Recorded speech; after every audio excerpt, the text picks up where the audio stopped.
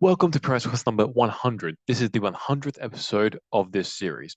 And to celebrate, we're going to be looking at a paper called Aerodynamic Exploration of Corrugated Airfoil based on NACA 0030 for inflatable wing structures.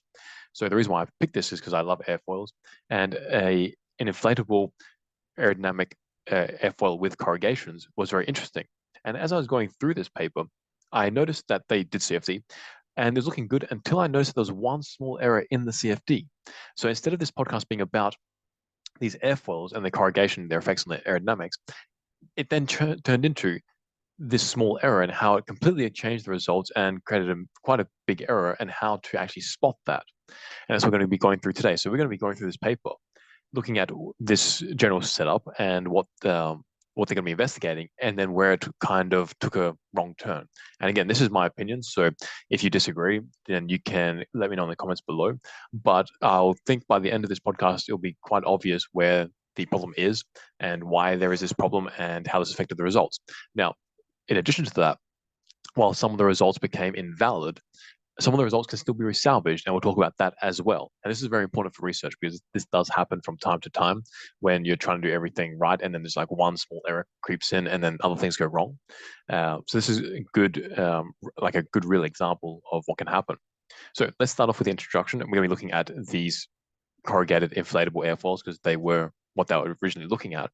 They say with continuous development and advances of flexible materials, inflatable structures have recently attracted more and more attention in several fields, such as civil, naval, and aerospace engineering and architecture, because of their lightweight and foldable structural features. For example, different inflatable airplanes have been developed and tested in flight in the aeronautical field. Furthermore, inflatable re-entry vehicles have been extensively investigated in the astronautical field for deceleration and thermal protection in space explorations. So this is when you're re-entering Earth's atmosphere, or any atmosphere really, from space. For an inflatable wing structure, the wing surface cannot be as smooth as a conventional rigid wing made of metal because the structural load-bearing characteristics of flexible materials. Thus, the surface of an inflatable wing is generally corrugated with a certain waviness, as illustrated in Figure 1. So let's look at Figure 1 here. They have two different types of wings here.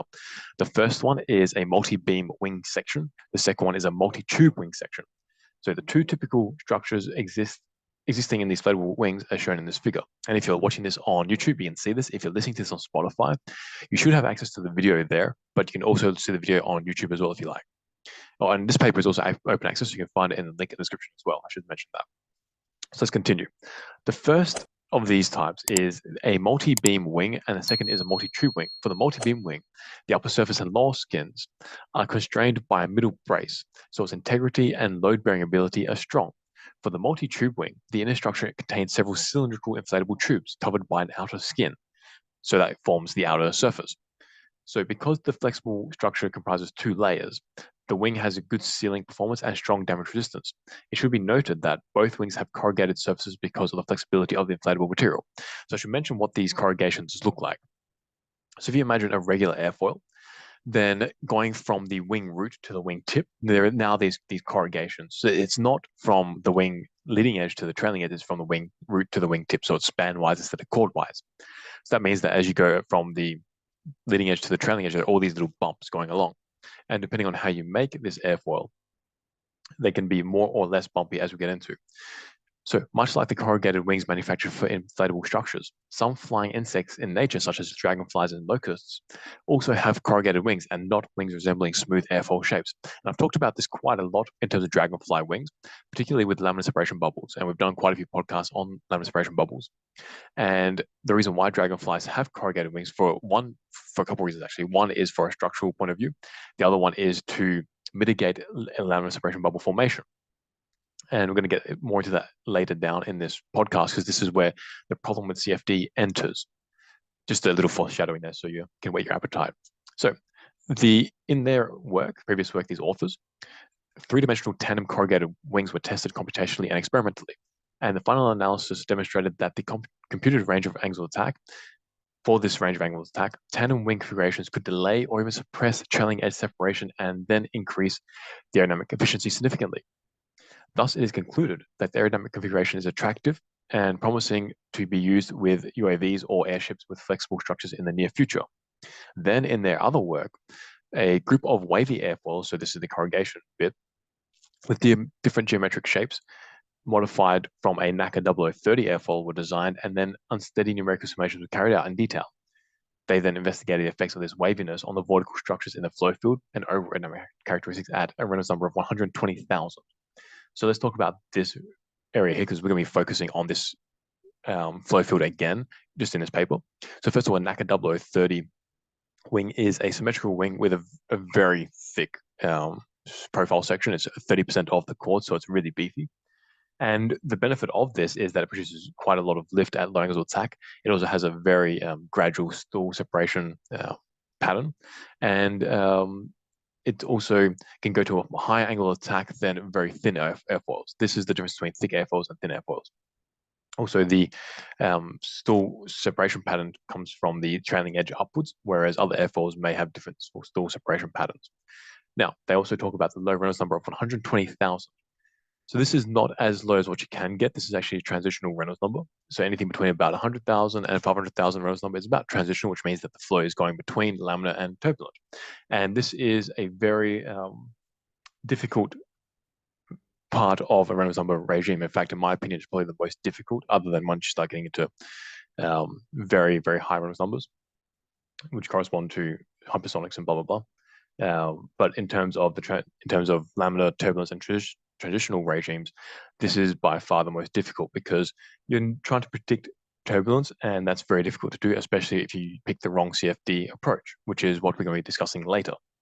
So the final results showed that compared with the smooth airfoil, the separated flow for the wavy wing was more obvious, and the lift and its slope decreased significantly, although the stall was delayed. This was from their previous study for this NACA 0030, so that's good. The smoother the wavy surface is, the closer the aerodynamic characteristics are to the smooth airfoil. That makes sense, because it'll be a smoother surface. Although the pressure drag for the wavy wing is greater than that of the smooth airfoil, the recirculation generated in the corrugation may reduce the viscous drag. So this is akin to riblets, which are flow control devices found on sharks. And these are essentially the same sort of thing, where you have like lots of these tiny little corrugations, but for a shark, it's on a much smaller level, and actually it happens in like the mesoscopic levels, not microscopic, not microscopic, but mesoscopic. This corrugation is on a macroscopic level, so they won't have the exact same flow physics, but I think that would be related to some extent. So, because of the limited angles of attack, they have not yet investigated the aerodynamic results of angles of attack greater than 16 degrees for this NACA 0030 at a Reynolds number of 120,000. Therefore, in this study, a group of corrugated airfoils with different levels of geometric waviness was designed based on the NACA 0030 to explore the aerodynamic effects of corrugation computationally. Furthermore, a detailed flow field was provided to quantify the evolution of the unsteady vortex and turbulent structures around the tested airfoil. In addition, since the corrugated airfoil and smooth surface airfoil studies have been precisely the same airfoil thickness, the ambiguities due to the effects of airfoil thickness on the aerodynamic performances of the tested airfoils are eliminated. So in other words, they can use their results from this study to compare to their old study. At least that's the hope. So let's talk about the computational method and validation. To clarify the effects of these corrugations on aerodynamic characteristics, a group of corrugated airfoils with different levels of corrugation were constructed based on the NACA 0030 to quantitatively explore the flow features caused by these corrugations. So in figure 2, they have the comparison of the different corrugated airfoils. So let's talk about what this looks like. They have 3 different types. They have corrugation 14, corrugation 21, and corrugation 34.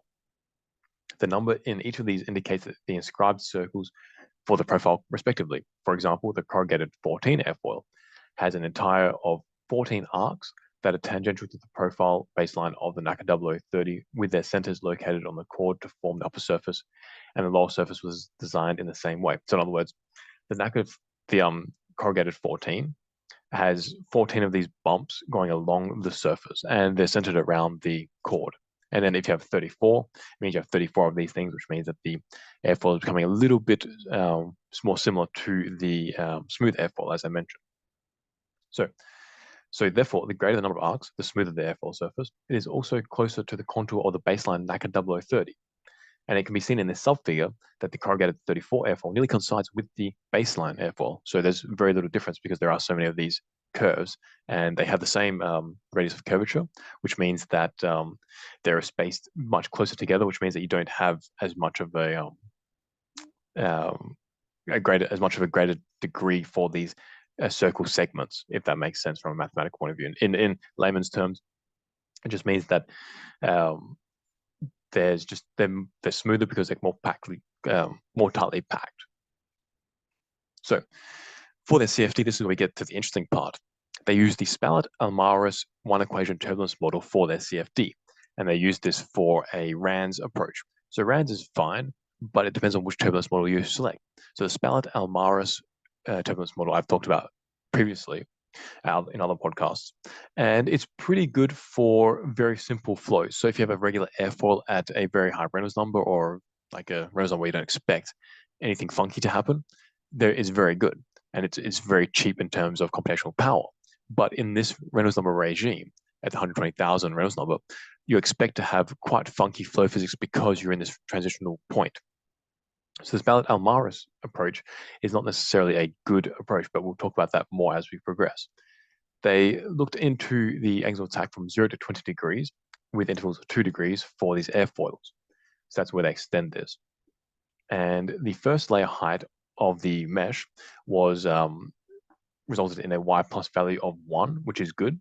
And the inflation layer had a growth rate of 1.08, which is quite fine, with a total number of 41 layers. So that's a really nice boundary layer mesh.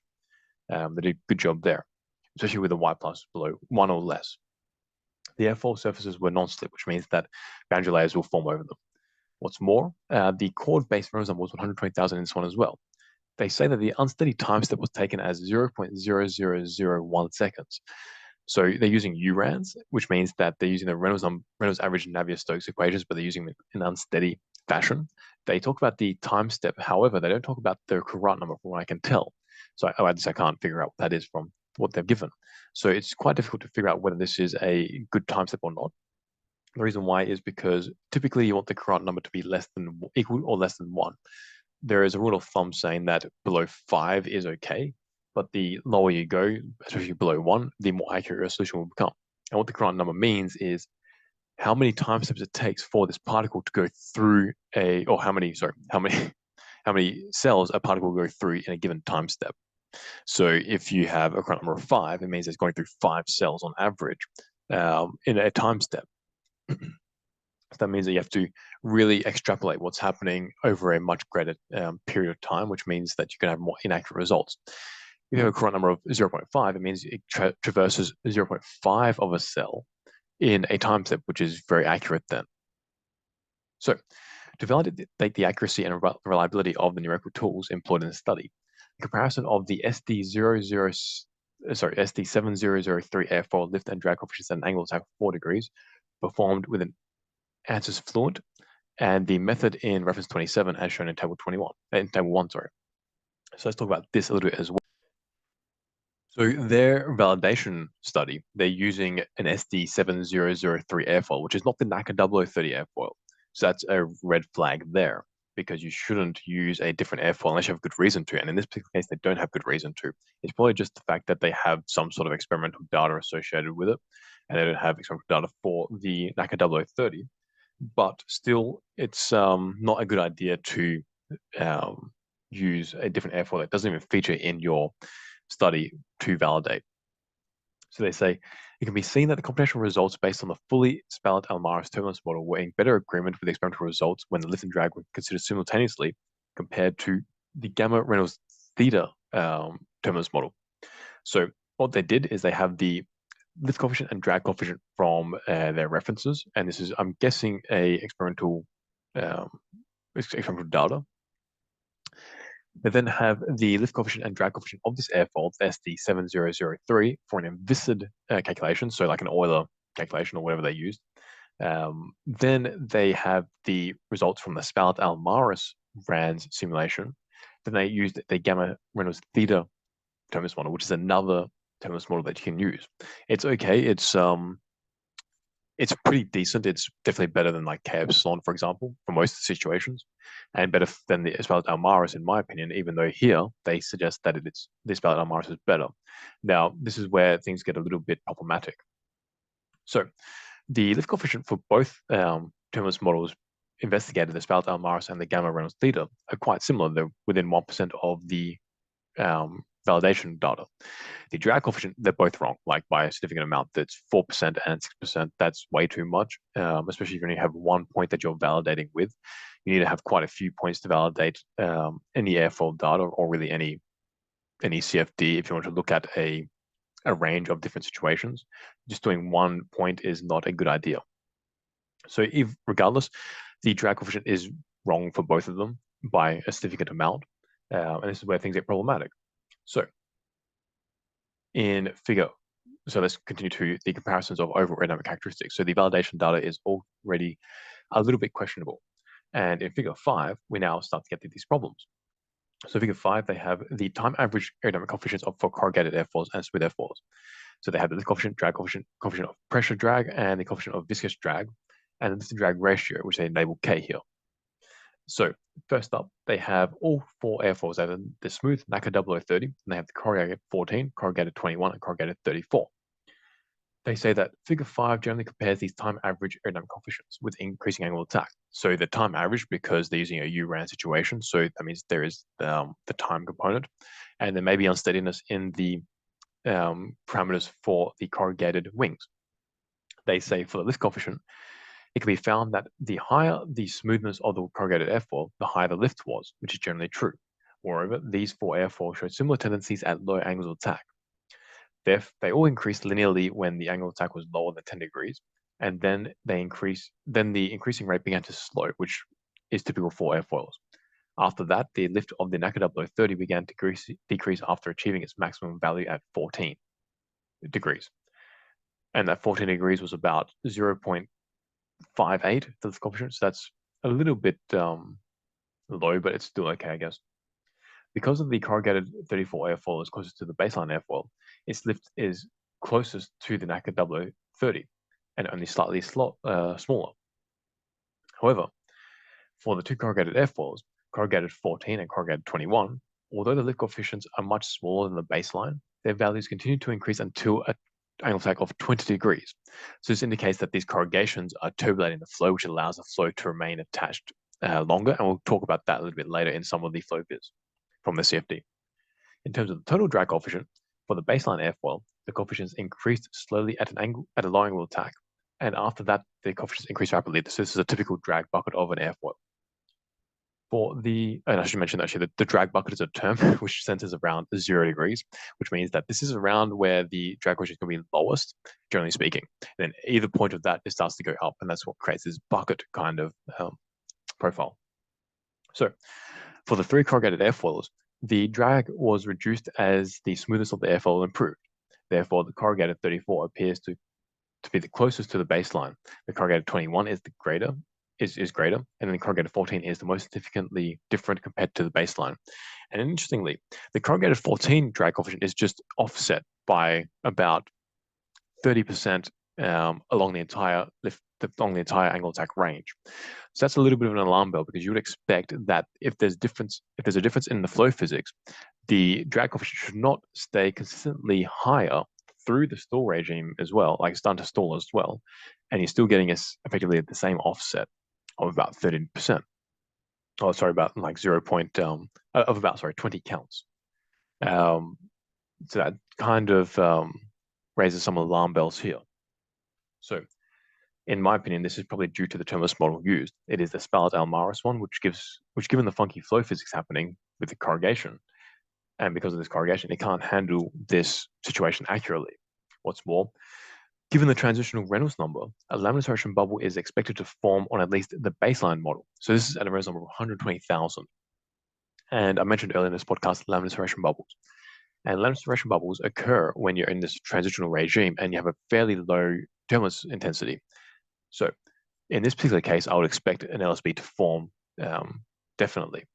So for the corrugated airfoils, they may not experience the LSB to as great an extent because they have a rougher surface.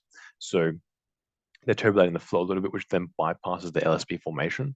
But there should still be some sort of remnant, at least for the smoother airfoil, NACA 0030 and the corrugated 34 airfoils. because the lift and drag coefficients are not displaying the typical laminar separation bubble tendencies, it is likely that the turbulence model was inadequate for this particular purpose. Something to note is that one important parameter that did not give in this situation is the turbulence density. This is very important because this will greatly influence the boundary layer development and the extent of the laminar separation bubble. So I assume that the turbulence density was about 1% or less, which is very typical for most wind tunnels and most CFD simulations, in which case the LSB will still be present on the smooth airfoil at about 5% in turbulence density. Then perhaps the LSB won't be present because the flow will probably be turbulent already. However, there is still a decent chance that the LSB will still be present. So even if you have a turbulence density of 5% in this CFD, I expect that there should still be something happening. So the lift curve slope of all these airfoils do not display the hallmarks of an LSB. The hallmarks of an LSB is an increase in the lift curve slope in certain angles of attack, and then it sort of plateaus off after that. They're not displaying this. Also, there's no LSB bursting going on, so there are no dramatic changes in the lift or drag coefficients, which you would expect for an LSB as well. Another thing to note is for this NACA 0030, it's quite a thick airfoil. In fact, I had a little bit of a problem finding the lift coefficient data for this airfoil online. I actually have a friend who has been studying NACA 0030s, and I looked at some of his work to find the lift coefficient slope, and he found that the stall pattern is not nearly as smooth as what they find here. So he was investigating at 100,000 Reynolds number, I think, or 90,000 around that, so about the same Reynolds number here. And he found still quite a steep stall pattern, like quite a severe stall occurring, whereas this has almost no severe stall at all, like it's very flat. So there's some alarm bells there as well, which indicates again that CFD is not completely adequate for this smooth airfoil. So then, now that we get to this point, what could you do differently and what can be salvaged from this data? The first thing is, what could be done differently? What should have been done differently is a different turbulence model. Because you're using the spalart-allmaras, this is a very limited turbulence model, and ideally you shouldn't really use it at all because it's more trouble than it's worth to figure out whether it's actually accurate or not. Something like an SST at least would be beneficial here, or the SST K omega is definitely much better for laminar separation bubbles. Yes, they are significantly more computationally expensive, but they give good results. So that's what you should be doing to begin with. Now that we've done this, though, what can be salvaged?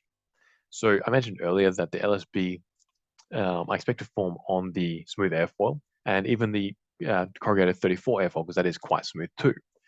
For the other two airfoils, though, I wouldn't be surprised if there weren't any LSBs forming there because they are quite rough now.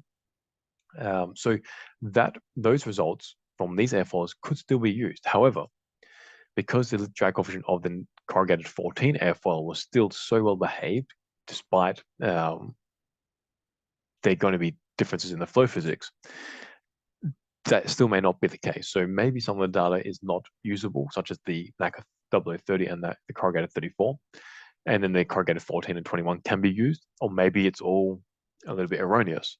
So that's something to investigate further. I do think that some value can still come out of this research. For example, when you look at the comparisons of the wall pressure coefficient at different angles of attack, so they have the pressure coefficient plotted over the airfoil sections. Obviously, the smooth airfoil and the corrugated 34 airfoils, the pressure coefficients are probably going to be quite wrong because there's no LSB formation again happening here. I don't see any little plateaus happening that indicate this LSB. But what all these corrugations show is that there's this waviness to the pressure coefficient distribution over the airfoil. And this is very expected. So I think that from a qualitative point of view, this is still very beneficial, and it does make sense that you would get this waviness in the pressure coefficient occurring over the airfoil. So that's still of benefit. They also have some CFD visualization of what's happening in these little corrugations in the little troughs. And you see this recirculation, and that makes sense. So I think that data can also be used, can be salvaged. What they find is for these corrugations, you get lots of little recirculation areas, and these recirculation areas would be enough to stop the LSB forming at least over the entire airfoil. It might only happen in small pockets, but that would definitely be enough to break up the LSB. So that makes sense. So again, I think that the more corrugated, like the coarser corrugations, they are still beneficial to the results. For the smooth airfoil and the very fine corrugation airfoil, I don't think those results are that valid. So there is still some data that can be salvaged out of this paper. Apart from that, everything else from here on is just a conclusion. So that's the end of this podcast. Let's recap what we went through. So initially, I wanted to talk about corrugated airfoils and how they affected a thick airfoil's aerodynamics. Unfortunately, the CFD seemed to have an error in it. Like it's literally just one setting changed the results significantly from what they should really be, at least in my opinion. Again, if you disagree, let me know in the comments below. However, I think that the logic and the argument that I put forward is quite good, and I'll be surprised if there was data indicating otherwise.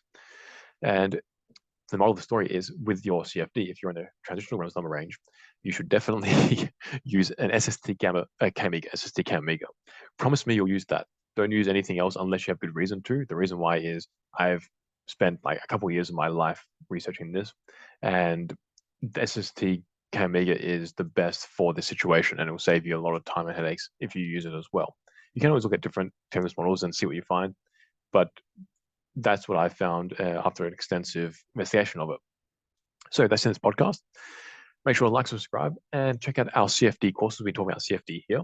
We have CFD courses that go through this kind of thing, link in the description. And if you want to get better at theory as well, we have courses for that as well, link in the description. And if you want to make your experimental data more accurate and your validation data more accurate, make sure to get the atmosphere hawk. It actually measures the density of air on any given day, which removes about a 2 to 4% error in your data. So on any given day, when you walk into the wind tunnel, let's say you walk in at 9 a.m., the density of air is going to be a certain amount. It might be 1.18 kilograms per meter cubed. By afternoon, it might go up or might go down depending on what happens to the atmospheric conditions. And if you don't measure that, you then have that error in your data. And if you do experiments over days, weeks, and even months and seasons, this error can be even greater. It can be 5%, 10%, even 15% in the extreme cases. So if you then try to compare your data, even from morning to afternoon or from different days, they're not going to match. They're going to have 2 to 4% errors in them and even more. The atmosphere hawk gets rid of that error for you. So you then have accurate data to actually find trends. And they're repeatable. And an example of when this problems it can create. So back quite a few years ago, when I was doing some research on some airfoils, actually, I found some results that no one else was finding. And I was using the atmosphere hawk to keep control of the density. And I had a couple of authors like contact me and say like, well, we didn't find these results. We actually found the opposite results. And they published them and it created quite a bit of a mess. And then it turns out that they weren't accurately measuring, they weren't measuring the density of air. So their results are actually the ones that were wrong because the density of air was changing, was fluctuating a lot, changing their results. And what I found was actually true. And then some other researchers researched the exact same thing just to see what was happening. And they found results that agree with mine because they were keeping the density of air, they were measuring the density of air as they went along, and that got rid of that error. So that's how insidious this error is, and how you really need to be measuring, otherwise it's going to create headaches for you too. And by measuring it, it's actually going to make your experiments more accurate, and you can get more papers out of what you measure. So link in the description for that, and I'll see you in the next podcast. Peace out, amigos.